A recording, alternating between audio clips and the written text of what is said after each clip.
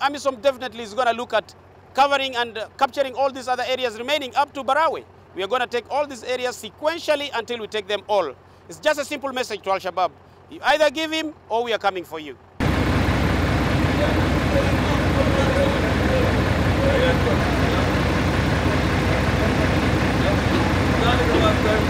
dadka wali muxuu ahaa qolayaha al-shabaab message-ka aan u diraya waxay tahay waqtiga al-shabaab is'aani waa dhamaaday shabaab waqtigiisii waxaan u soo jeedinaynaa dhalinyarada Soomaaliyeed inay dadkooda ka mid noqdaan dalkooda u soo noqdaan cafiska dawladda iyo madaxweynuhu u fidiyay iyo shacabka Soomaaliyeed ay ku soo noqdaan